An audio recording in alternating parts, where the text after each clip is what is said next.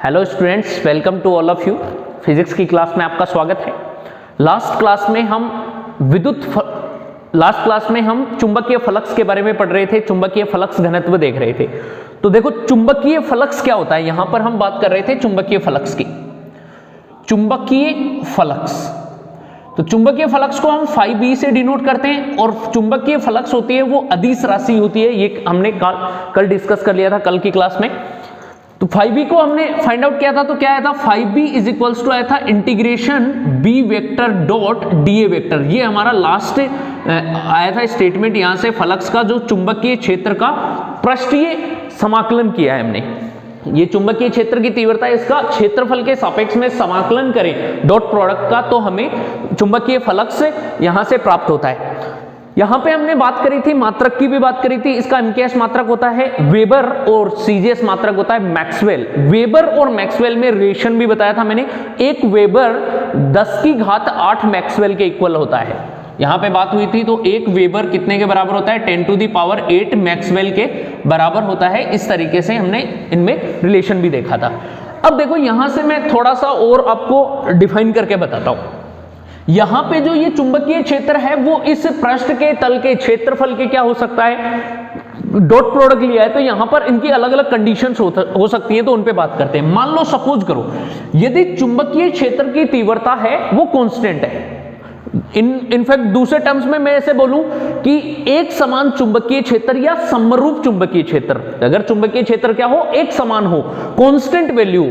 यदि एक समान चुंबकीय क्षेत्र हो, एक समान चुंबकीय क्षेत्र या समरूप चुंबकीय क्षेत्र बोल सकते हैं, तो एक समान चुंबकीय क्षेत्र होने पर B की वैल्यू क्या हो जाएगी, कांस्टेंट। और कांस्टेंट को हम समाकलन से बाहर निकाल सकते हैं, बिल्कुल। तो यहां से हम B वेक्टर को बाहर निकालेंगे तो फ्लक्स क्या हो जाएगा, अतः चुंबकीय फ्लक्स कितना बनेगा हमारा। चुंबकीय फ्लक्स की बात करें तो चुंबकीय फ्लक्स बनेगा φb is equals to B vector आ जाएगा बाहर, लेकिन डॉट प्रोडक्ट साथ में आएगा, तो dot integration of da vector. अब देखो यहां से मान लो कोई एक पृष्ठ लिए हमने, जैसे ये बोर्ड बना है, मैंने एक पृष्ठ ले लिया, यहां पर ये पूरी की पूरी एक पृष्ठ है। इस पूरी पृष्ठ का क्षेत्रफल है वो कितना है, a, और इसी का एक छोटा सा अल्पांश लिया था, इस अल्पांश का क्षेत्रफल कितना था, da। अगर मैं इस दिए छोटे छोटे अल्पांशों का सबका योगफल करूं, इसके छोटे छोटे अल्पांशों का योगफल करूं, तो इसका कुल क्षेत्रफल आएगा। और कुल क्षेत्रफल को किससे डिनोट करेंगे हम, a से। तो मैं यहां पर da वेक्टर का अगर मैं समाकलन करूं तो कितना होगा, a वेक्टर। तो यहां से क्या आएगा, φb इज इक्वल्स टू आएगा b vector dot a vector. ये भी बन गया, क्या हो गया, चुंबकीय फ्लक्स। तो चुंबकीय फ्लक्स की डेफिनेशन हम ले सकते हैं कि चुंबकीय क्षेत्र की तीव्रता B वेक्टर तथा क्षेत्रफल सदिश A वेक्टर का बिंदु गुणनफल, दोनों का डॉट प्रोडक्ट है वो चुंबकीय फ्लक्स के बराबर होता है। और चुंबकीय फ्लक्स होगी वो अदिश राशि होती है, तो ये अदिश राशि यहां से निकाल सकते हैं। अब यहां पे इन दोनों का डॉट प्रोडक्ट खोलेंगे तो चुंबकीय फ्लक्स कितना आएगा, φb इज इक्वल्स टू आएगा BA cos थीटा। और ये जो थीटा कोण होता है ये किसके बीच का एंगल होता है, ये चुंबकीय क्षेत्र की तीव्रता व क्षेत्रफल सदिश के बीच का कोण होता है। यहां पे जो थीटा होगा, थीटा B वेक्टर व A वेक्टर के मध्य कोण को रिप्रेजेंट करेगा, कि इन दोनों के मध्य कोण होगा वो थीटा कोण होगा। जैसे मान लो कि चुंबकीय बल रेखा, एक पृष्ठ लेता हूं मैं, यहां पे एक पृष्ठ ये इस तरीके से ली है, इस पृष्ठ के लंबवत चुंबकीय बल रेखाएं गुजर रही है, इस तरीके से ये चुंबकीय बल रेखाएं जा रही है, ठीक है। और इस तरह से ये चुंबकीय बल रेखाएं जा रही है, तो चुंबकीय क्षेत्र की तीव्रता इसकी दिशा में होगी। और इस पृष्ठ का जो क्षेत्रफल सदिश होगा वो कैसे होगा, मान लो सपोज करो ये मेरा जो हाथ है वो पृष्ठ है, ऐसे इधर से इससे लंबवत चुंबकीय बल रेखाएं इस तरीके से गुजर रही है, और इसका जो पृष्ठ होगा तो उसका क्षेत्रफल हमेशा किधर होता है, क्षेत्रफल की दिशा होगी पृष्ठ के तल के लंबवत बाहर की ओर। तो तल तो ये है पृष्ठ का, इसके लंबवत अगर बाहर की ओर दिशा ले तो इसकी डायरेक्शन किधर हो जाएगी, बाहर की तरफ आ जाएगी, ये होता है। अब यहां पर फ्लक्स हम फाइंड आउट करने के लिए हम यहां पे कंडीशंस ले सकते हैं, क्योंकि थीटा की वैल्यू हम बात करें तो थीटा पर डिपेंड करेगा कि दोनों के बीच का कोण कितना होगा। अब यहां पे देखो, यदि मान लो हम थीटा की वैल्यू ले, एक तो हम 0 डिग्री पे निकाल सकते हैं, एक 90 डिग्री पे निकाल सकते हैं, और एक किस पे निकाल सकते हैं, 180 डिग्री पे। तो फर्स्ट कंडीशन लेते हैं हम, यहां पे कंडीशन लेते हैं फर्स्ट, कि कंडीशन फर्स्ट हमें दे रखी है, यदि theta is equals to 0 degree हो, थीटा बराबर 0 डिग्री हो, तो 0 डिग्री कोण होने पर हम क्या कह सकते हैं, हम ये कह सकते हैं कि जैसे मैं बात करूं एक पृष्ठ की, जैसे मान लो सपोज करो ये एक पृष्ठ है, यहां पर ये मैंने एक पृष्ठ लिया है, ठीक है, ये एक पेपर है A4 साइज पेपर, इसको हम पृष्ठ मान सकते हैं कि ये एक पृष्ठ दे रखी है। अब इस पृष्ठ को अगर मैं ऐसे रखूं तो इसका क्षेत्रफल किधर होगा, क्षेत्रफल की दिशा होगी तल के लंबवत इस साइड।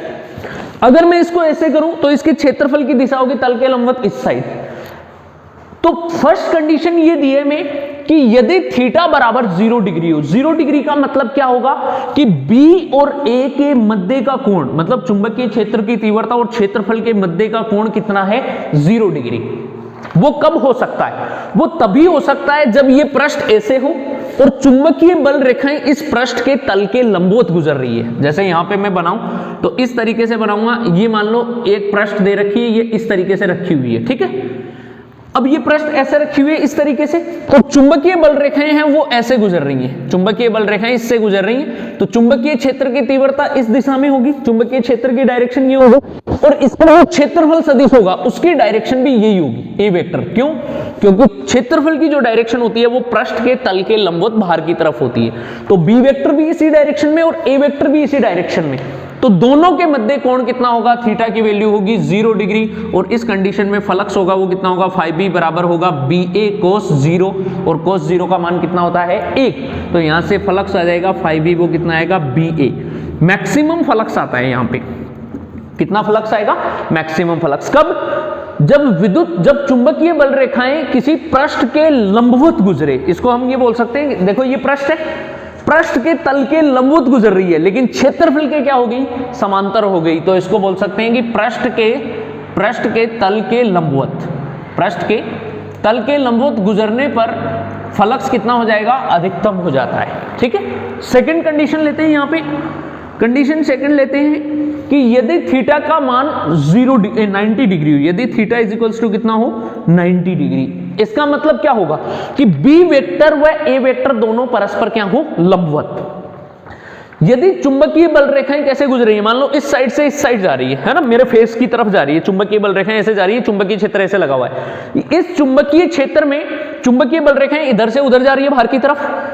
अब इस पृष्ठ को हम ऐसे रख दें, चुंबकीय बल रेखाओं के पैरेलल, क्योंकि ये पैरेलल रखा हुआ है, अगर ऐसे रखेंगे तो लंबवत हो जाएगा क्योंकि इससे गुजरेगी लंबवत, और ऐसे रखेंगे तो ये पृष्ठ क्या होगी, पैरेलल होगी। समांतर रखते हैं तो चुंबकीय बल रेखाएं इधर गुजर रही है, तो बी वेक्टर की डायरेक्शन ये होगी, और इसका जो क्षेत्रफल सदिश होगा उसकी डायरेक्शन किधर होगी, आपकी तरफ होगी, इस साइड, बाहर की तरफ। तो चुंबकीय क्षेत्र बी वेक्टर इस साइड और क्षेत्रफल सदिश इस साइड, दोनों के बीच का एंगल कितना होगा, 90 डिग्री। तो हम ये कह सकते हैं कि इस स्थिति में जो पृष्ठ होगी वो कैसे रखी जाएगी, पृष्ठ होगी वो चुंबकीय क्षेत्र के समांतर होगी, चुंबकीय क्षेत्र के समांतर। जब चुंबकीय क्षेत्र के समांतर हम पृष्ठ को प्लेस करेंगे तो इस कंडीशन में चुंबकीय क्षेत्र की तीव्रता बी वेक्टर और क्षेत्रफल सदिश ए वेक्टर के मध्य कोण होगा वो 90 डिग्री का कोण आएगा, और यहां से जब cos 90 की वैल्यू फाइंड आउट करेंगे तो वो कितनी हो जाएगी, 0। अतः फ्लक्स कितना होगा, अतः चुंबकीय फ्लक्स phi की वैल्यू होगी b इंटू में a cos 90, और cos 90 0 हो जाएगा, तो चुंबकीय फ्लक्स भी कितना होगा, 0। यहां से कब, जब किसी पृष्ठ को चुंबकीय क्षेत्र के समांतर रखा जाए, पृष्ठ समांतर होनी चाहिए, तो क्षेत्रफल अपने आप कितने डिग्री के एंगल पे हो जाएगा, 90 डिग्री के एंगल पे आ जाएगा, यहां पे लंबवत आ जाएगा, ठीक है। पृष्ठ समांतर होगी तो 0 होगा, और पृष्ठ लंबवत रखेंगे तो इस स्थिति में जो एंगल होगा वो कितना हो जाता है, 0 डिग्री हो जाता है, और फ्लक्स कितना आ जाएगा, मैक्सिमम आ जाएगा। इसके जस्ट 2 कंडीशंस हो गई। अब तीसरी कंडीशन ये क्या आती है, तीसरी कंडीशन थर्ड ये कहती है कि यदि एंगल है थीटा की वैल्यू, यदि थीटा 180 डिग्री हो, 180 डिग्री हो जाए तो इस कंडीशन में फ्लक्स कितना होगा। तो इस कंडीशन का मतलब क्या है कि पृष्ठ को हमने कैसे रखा है, पृष्ठ ऐसे थी, इसको ऐसे घुमा के ऐसे रख दो, तो इसका क्षेत्रफल किधर हो जाएगा, इस डायरेक्शन में, और चुंबकीय बल रेखाएं इस डायरेक्शन में गुजरी, तो अल्टीमेट ये कह सकते हैं कि पृष्ठ तो है तो लंबवत ही ना चुंबकीय क्षेत्र के, बस वो इसकी डायरेक्शन चेंज हो जाएगी क्षेत्रफल की। तो इसमें भी ये लंबवत कंडीशन होगी, लंबवत स्थित होने पर, कि पृष्ठ जब लंबवत स्थित होगी तो इस कंडीशन में भी एंगल कितने डिग्री का बनेगा, 180 डिग्री का बनेगा, और यहां से हम cos 180 की वैल्यू फाइंड आउट करेंगे, तो cos 180 होता है -1, अतः फ्लक्स कितना हो जाएगा, तो फ्लक्स हो जाएगा चुंबकीय flux 5B is equals to होगा BA cos 180 और cos 180 की वैल्यू होगी -1 पुट करेंगे तो 5B इज इक्वल्स टू कितना आएगा -BA।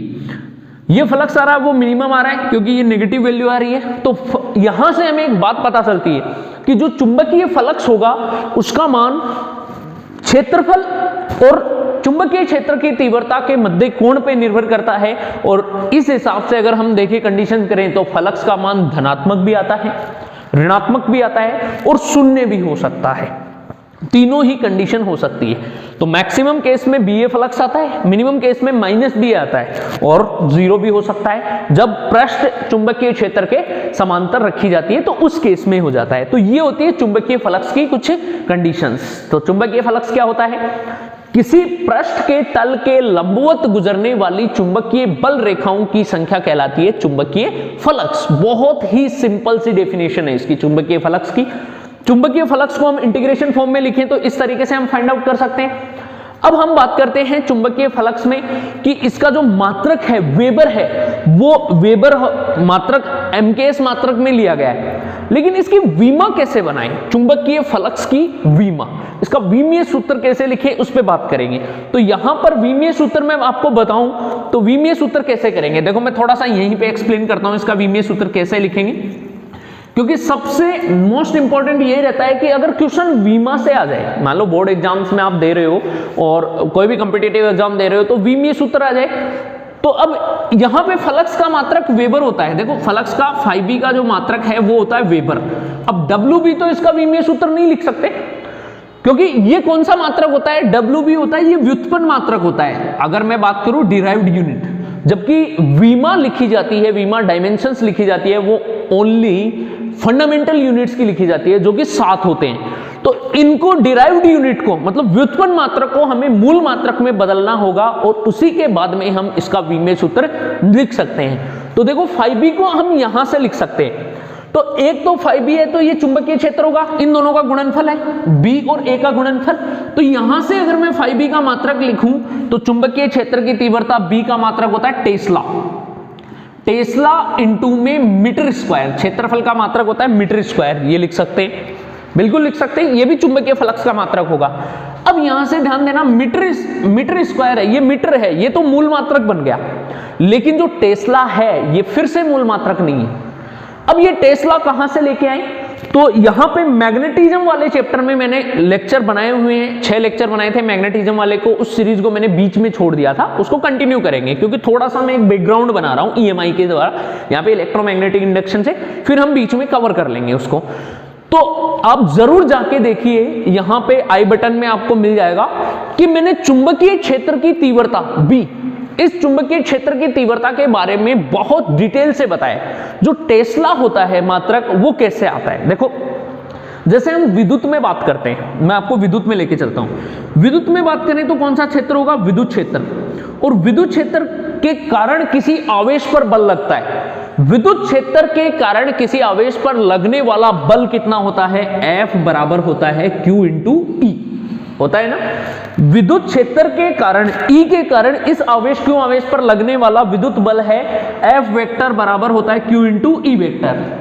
तो उसी प्रकार चुंबकीय क्षेत्र के कारण किसी चुंबक के उत्तरी ध्रुव पर लगने वाला बल होता है B वेक्टर बराबर M इंटू F वेक्टर। चुंबकीय बल F वेक्टर बराबर होगा, यहां से चुंबकीय बल निकालें तो Fm वेक्टर बराबर होगा M इंटू B वेक्टर। बस फर्क इतना है कि विद्युत में हम आवेश यूज करते हैं और यहाँ पे चुंबकीय क्षेत्र में हम यूज करते हैं ध्रुव प्रबलता, ये होती है। तो B वेक्टर निकालते हैं चुंबकीय क्षेत्र, तो यहाँ से देखो चुंबकीय क्षेत्र की तीव्रता B बराबर क्या होगा, यहाँ से इसको ध्रुव प्रबलता को नीचे ले आए तो F अपॉन में M, ये आ जाएगा ना। B वेक्टर बराबर होगा Fm वेक्टर अपॉन में M। बल का मात्रक होता है न्यूटन बटे में, ध्रुव प्रबलता का मात्रक होता है एम्पियर गुणा मीटर। तो अब हम इस टेस्ला को, ये जो टेस्ला है चुंबकीय क्षेत्र की तीव्रता, इसको हम इससे रिप्लेस कर सकते हैं यहां पर। तो चलो रिप्लेस करते हैं। तो 5B इज इक्वल्स टू कितना हो जाएगा? न्यूटन बटे एम्पियर गुणा में मीटर स्क्वायर, क्योंकि ये मीटर स्क्वायर है। 1 मीटर से 1 मीटर कट कर दो। अब न्यूटन गुणा मीटर किसका मात्रक होता है? न्यूटन गुणा मीटर होता है बल गुणा विस्थापन कार्य का। तो ये यहां पे न्यूटन गुणा मीटर है, या तो आप कार्य लिखो डायरेक्ट इसका v में सूत्र लिख दो और नीचे A1 एम्पियर है उसका लिख देंगे। तो देखो करते हैं, phi b बराबर न्यूटन का v में सूत्र क्या होता है, m1 L1 t माइनस 2, यही होता है न्यूटन का m1 L1 t minus 2। Metre के लिए कितना होता है L1 बटे में, और एम्पियर के लिए क्या हो जाएगा A1 हो जाएगा यहाँ पे। अब आप एडजस्ट बना सकते हो, एडजस्ट कर सकते हो ऊपर नीचे, और इसका v में सूत्र बन जाएगा किसका, फ्लक्स का। तो कोई प्रॉब्लम नहीं आ रही है यहाँ पे, आप आराम से सोल्व कर सकते हो फ्लक्स को। तो इसका v में सूत्र क्या बनेगा, m1, ये m1 हो जाएगा, L1 और 1 जुड़कर कितना हो गया L2, m1 L2 t minus 2, और a है ऊपर जाके क्या हो जाएगा -1। तो फ्लक्स का जो v में सूत्र बन के आ रहा है phi b का, वो क्या बनेगा m1 L2 t minus 2 a minus 1। देख लो यहां से m1 L2 t minus 2 a minus 1। तो ये था चुंबकीय फ्लक्स। तो आपको कैसा लगा ये, एकदम सिंपल तरीके से समझाया। चुंबकीय फ्लक्स घनत्व के बारे में भी बताया मैंने, चुंबकीय फ्लक्स के बारे में भी बताया, कंडीशंस क्या क्या होंगी।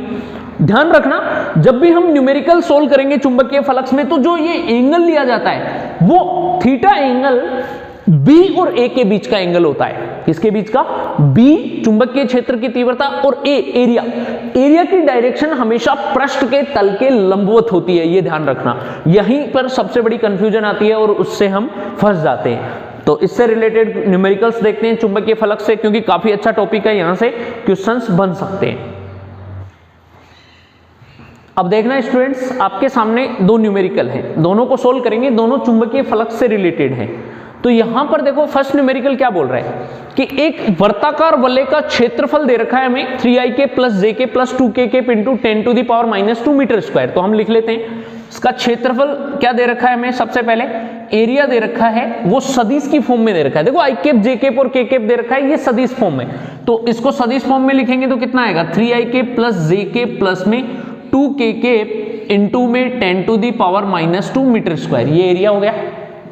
फिर बोल रहा है यदि यह वलय 2i cap minus 2k cap into 10⁻⁻4 Tesla चुंबकीय क्षेत्र में रखिए, तो चुंबकीय क्षेत्र भी सदिश फॉर्म में गिवन है, 2i कैप माइनस में 2k कैप इंटू में 10⁻⁻4 टेस्ला।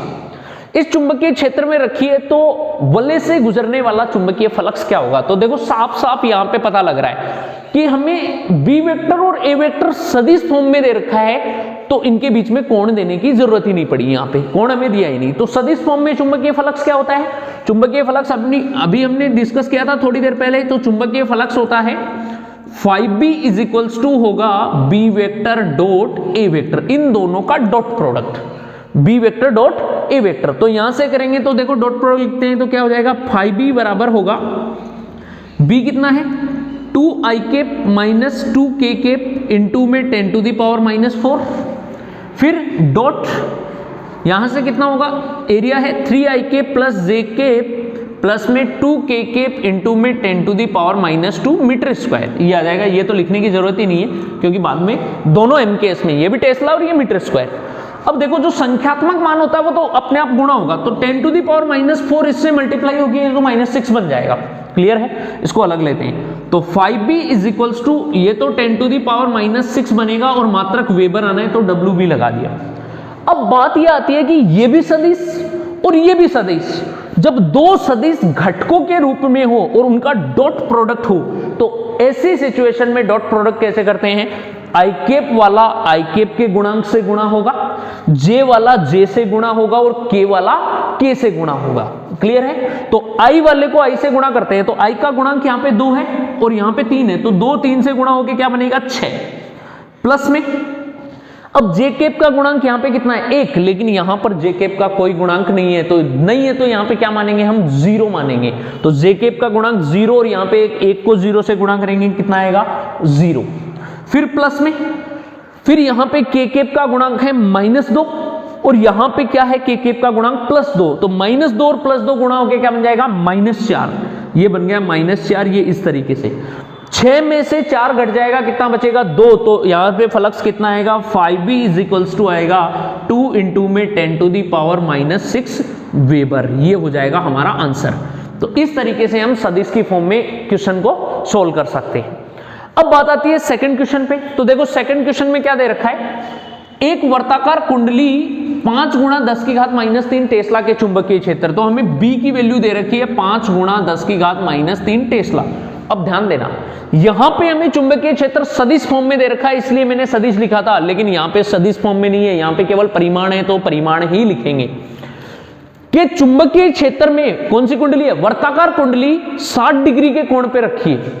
अब 60 डिग्री के कोण पे है तो एंगल दे रखा है कि कुंडली है वो 60 डिग्री के कोण पर है। कुंडली कितने डिग्री के कोण पर है, 60 डिग्री के कोण पे। ये ध्यान देना, सतह का क्षेत्रफल का कोण नहीं है, यहां पर कुंडली का कोण दे रखा है 60 डिग्री। तो मैं यहां पे देखो कुंडली बनाता हूं, एक समरूप चुंबकीय क्षेत्र है, ये वाला हो जाएगा बी वेक्टर। इस समरूप चुंबकीय क्षेत्र में एक वर्तीय कुंडली है, वो किसी कोण पे रखी हुई है, जैसे मैं बात करूं तो ऐसे रखी हुई है, ये 60 डिग्री के कोण पे रखी हुई है, क्योंकि इसका तल ऐसे होगा और ये इसका जो तल है वो इससे कितने डिग्री का कोण बना रहा है, 60 डिग्री का, कि इसको थोड़ा सा टेढ़ा रख दिया। क्लियर है। अब यहां पे जब ये कुंडली ऐसे रखी है, देखो टेढ़ी रखी है, तो इसका क्षेत्रफल सदिश किधर होगा, इसके पृष्ठ के तल के लंबवत। तो इसका जो क्षेत्रफल सदिश होगा वो बिल्कुल इसके पृष्ठ के तल के लंबवत इधर आएगा। तो जब इस कुंडली का सतह 60 डिग्री का कोण बना रहा है, तो इसका जो क्षेत्रफल सदिश होगा वो V वेक्टर से कितने डिग्री का कोण बनाएगा, 30 डिग्री का। क्यों, क्योंकि सतह को लंबवत होता है क्षेत्रफल सदिश। अब यहां पे बात आती है कि B और A के मध्य कोण ले, क्योंकि फ्लक्स निकालने में हमें B और A के मध्य कोण चाहिए, तो B और A के मध्य कोण ले तो आप 60 डिग्री लोगे या 30 डिग्री, 30 डिग्री लेंगे। तो यही मेन पॉइंट होता है यहां पर एंगल डिसाइड करने का। तो थीटा की वैल्यू हमें कितनी गिवन होगी, थीटा की वैल्यू 60 गिवन न होकर कितनी रहेगी, हमारे पास 30 डिग्री रहेगा। अब बात आती है इसका क्षेत्रफल। तो क्षेत्रफल एरिया कितना दे रखा है, एरिया बराबर दे रखा है 4 मीटर स्क्वायर। तो अब यहां से डॉट प्रोडक्ट लें तो चुंबकीय फ्लक्स क्या होगा, 5B बराबर होता है BA cos थीटा। B की वैल्यू दे रखी है 5 इंटू में 10⁻³ इंटू में A की वैल्यू दे रखी है 4 इंटू में cos 30 डिग्री, और cos 30 का मान होता है √3/2। तो ये हो जाएगा 5 चौक 20 गुणा में 10 की घात -3 इंटू में √3/2। 2 को इससे कट करेंगे कितना आएगा, 10। तो ये कितना बन रहा है यहां से, 5B बराबर होगा 10 √3 गुणा में 10 की घात -3 वेबर। ये बन गया यहां से फ्लक्स। तो इस तरीके से हम चुंबकीय फ्लक्स से रिलेटेड न्यूमेरिकल सॉल्व कर सकते हैं। क्लियर। तो आज की क्लास में हम इतना ही करेंगे। नेक्स्ट क्लास में हम नेक्स्ट टॉपिक को डिस्कस करेंगे, बहुत ही अच्छे तरीके से डिस्कस करेंगे। आप हमारे साथ जुड़े रहिए। Thank you.